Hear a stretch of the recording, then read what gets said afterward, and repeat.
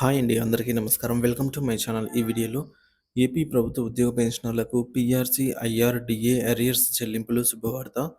ఇకపై వారి జీవితాల్లో కొత్త వెలుగులు. పూర్తి సమాచారాన్ని వీడియోలో తెలుసుకుందాము. వీడియోనైతే ఎక్కడే గాని స్కిప్ చేయకుండా ఎండ్ వరకు చూడండి. అప్పుడు ఇన్ఫర్మేషన్ పూర్తిగా అర్థమవుతుంది. వీడియో చూస్తున్న ప్రతి ఒక్కరు వీడియోకైతే లైక్ చేయండి ఫ్రెండ్స్. అలాగే వీటిని తోటి ఉద్యోగ పెన్షన్ మిత్రులతో అయితే షేర్ చేయండి. కొత్తగా మన ఛానల్ చూస్తున్నవారు సబ్స్క్రైబ్ చేసుకోకుంటే వెంటనే మన ఛానల్ అయితే సబ్స్క్రైబ్ చేసుకోండి. సో, దీని ద్వారా నేను చేసే లేటెస్ట్ వీడియోస్ అన్నీ మీ వరకు రీచ్ అవుతాయి. ఇంకా ఆలస్యం చేయకుండా వివరాల్లోకైతే వెళ్ళిపోదాము.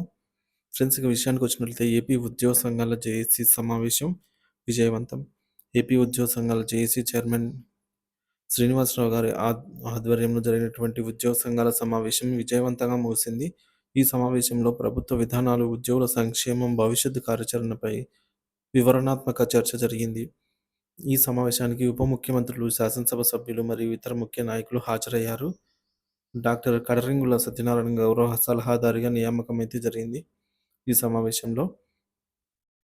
సో, ఏకగ్రీవంగా అయితే ఏపీ జేఏసీ గౌరవ సలహాదారుగా అయితే నన్ను నియమించారు. జేఏసీ చైర్మన్ ఖ్యాత శ్రీనివాసరావు మాట్లాడుతూ, డాక్టర్ సత్యనారాయణ ప్రభుత్వ ఉద్యోగుల హక్కుల పరిరక్షణ కోసం అంకితభావంతో పనిచేస్తారని విశ్వాసం వ్యక్తం చేశారు. ఉద్యోగుల సమస్యలపై చర్చ.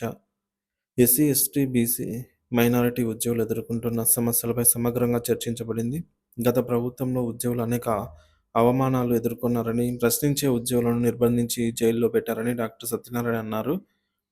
ప్రభుత్వ ఉద్యోగులను భయపెట్టే విధంగా వ్యవహరించడం అనైతికమని అభిప్రాయపడ్డారు.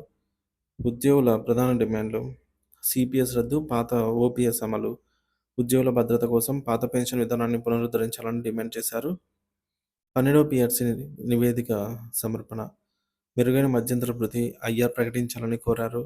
ఆలస్యమైన డిఆర్ఎస్ అలవెన్స్లు విడుదల చేయాలని విజ్ఞప్తి. వీటిని వెంటనే అందుబాటులోకి తేవాలి. జీపీఎఫ్ లోన్లు, డిఏ అరియర్స్, సరెండర్ లీవ్, పండుగ అడ్వాన్స్లను వెంటనే అమల్లోకి తేవాలని అయితే డిమాండ్ చేశారు. అవుట్సోర్సింగ్ ఉద్యోగుల భద్రతకు సంబంధించి విద్యా అర్హత ఆధారంగా వారిని రెగ్యులరైజ్ చేయాలని అభ్యర్థించారు. ఖాళీ పోస్టుల భర్తీ, ప్రమోషన్లు, సీనియారిటీని బట్టి ఉద్యోగులను ప్రమోట్ చేయాలని అయితే కోరారు. అక్రమంగా ఉన్న అధికారుల బదిలీ, అవినీతికి పాల్పడిన అధికారులను తగిన చర్యలు తీసుకోవాలని సూచించారు. ప్రభుత్వానికి ధన్యవాదాలు. మరింత మద్దతు అభ్యర్థన. జేఏసీ చైర్మన్ ఖ్యాత శ్రీనివాసన్ మాట్లాడుతూ, ఉద్యోగ సంఘాల తరపున ముఖ్యమంత్రి చంద్రబాబు నాయుడు, ఉప ముఖ్యమంత్రి పవన్ కళ్యాణ్, అలాగే మంత్రివర్గ సభ్యులకి అయితే కృతజ్ఞతలు తెలిపారు. ప్రభుత్వ ఉద్యోగుల సంక్షేమం కోసం తీసుకుంటున్న చర్యలను అభినందించారు. అంతేకాకుండా మరిన్ని సహాయాలు అందించాలని అయితే కోరారు. సమావేశం ఫలితాలు. ఈ సమావేశం ద్వారా ఉద్యోగుల సమస్యలపై స్పష్టమైన చర్చలు జరిగాయి. ప్రభుత్వానికి నిర్దిష్టమైన డిమాండ్లు సమర్పించడంతో పాటుగా ఉద్యోగుల హక్కులను పరిరక్షించేందుకు కట్టుబడి ఉండాలి అని నిర్ణయం తీసుకున్నారు. జేఏసీ భవిష్యత్తుతో ప్రభుత్వంతో మరిన్ని చర్చలు జరిపి ఉద్యోగుల సంక్షేమం కోసం కృషి చేయనుంది.